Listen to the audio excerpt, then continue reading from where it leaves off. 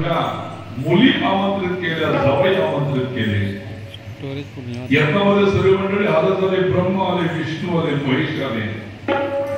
महेश तर जावईच होते. आल्यानंतर सर्व देव बसले. ज्यावेळेला दक्ष प्रजापती मंडळीतून चालत आला, त्यावेळेला सर्वांनी मोठं स्वागत केलं. ब्रह्मदेव सुद्धा उठले, विष्णू सुद्धा उठले, कारण एवढा दक्ष प्रजापतीचा अधिकार. आता ज्यावेळेला स्टेजवर चढला त्यावेळेला भाषण द्यायला सुरुवात केली दक्ष प्रजापती. वा वा, आनंद झाला. सर्व देव माझ्या यज्ञामध्ये आले. यज्ञ मांडवला.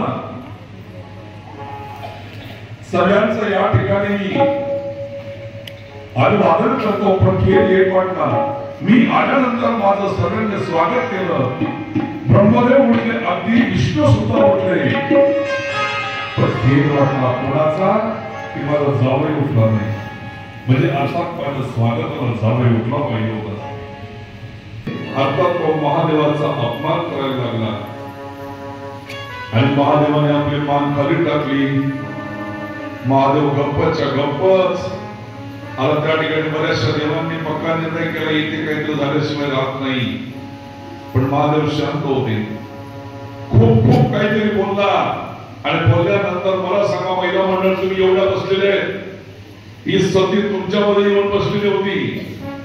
अशी एखादी मुलगी आहे का?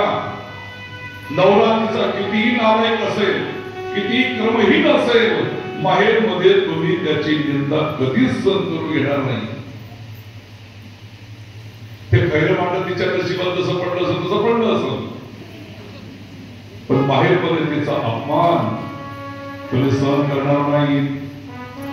तसं ती सती उठली आणि सतीनं उठून आपल्या बापाला सांगितलं, बस बाबा, आता याच्यापुढे शब्द ऐकणार नाही.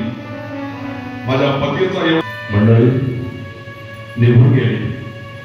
आपल्या पतीला घेऊन निघून गेली. कैलास पर्वतावर त्यांचं राहणे.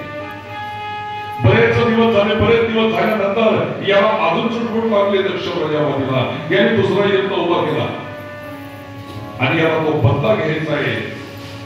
आणि बदला घेतल्यामुळे याने सगळ्यांना आमंत्रित केलं, पण नेमकं महादेवाला आणि सतीला चिठ्ठी दिली नाही, पत्रिका दिली नाही. यांना आमंत्रणच केलं नाही त्याने. अचानक येणं घडवून नाही साहेब म्हणजे का हे विमानाकडे चाललं पहा म्हणजे चाललं असतील कोणी आई साहेब ते सांगायला आलो मी.